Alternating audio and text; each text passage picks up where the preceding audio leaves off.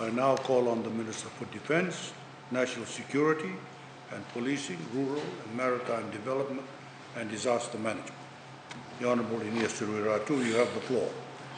Thank you, Mr. Speaker, sir. Mr. Speaker, sir, again, the police is one of the key stakeholders when it comes to our response during emergency operations, and of course, this Yasa and this Yana and the rest is not an exemption.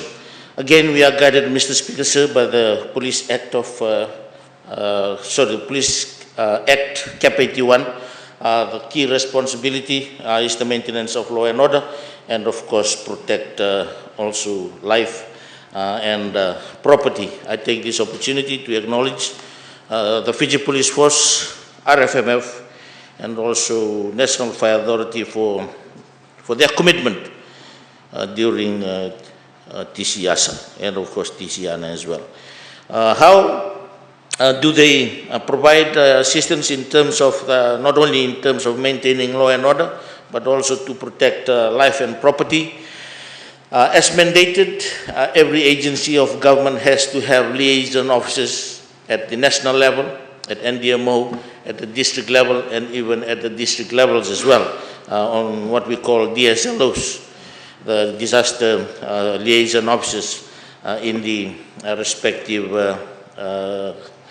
EOCs.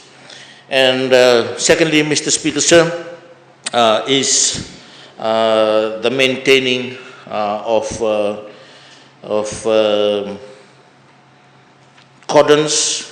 They provide cordons in towns or cities, or they control movement through the establishment of checkpoints. And of course, they also, not only that, but they do the normal patrols in the towns and the cities as well, and of course in the rural areas. One thing that we appreciate, Mr. Speaker, sir, is the establishment of community police posts apart from the major police stations throughout Fiji.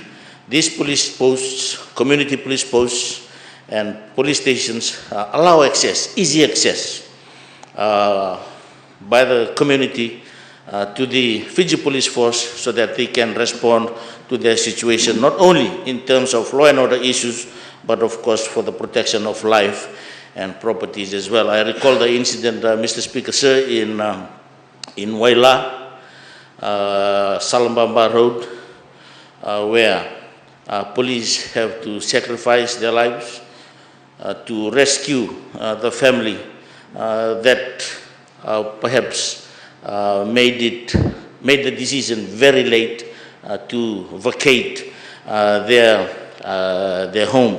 And that's not the only case, Mr. Speaker. There are so many of these throughout Fiji. Not only that, Mr. Speaker, sir, the Fiji Police Force also assists by providing resources, not only manpower, but their vehicles, their boats. They also provide escorts, and of course, the manning of checkpoints,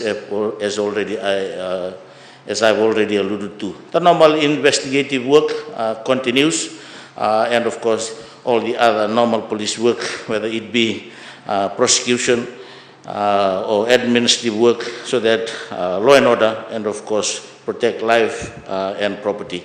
I also use this opportunity, Mr. Speaker, sir, to acknowledge the government of Japan. As we speak, Mr. Speaker, sir,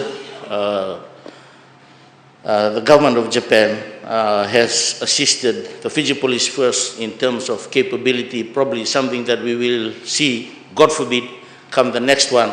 We will see a lot of assets, particularly on water rescue. We have new boats currently unloaded at Fiji Police Force in Nasinu, the former mobile base, currently unloaded, and that is something that we will see online, God forbid, come the next one. So we continue to commit to the improvement of the capability so that they can maintain effectiveness and efficiency in performing their role. Thank you, Mr. Speaker, sir. Thank you.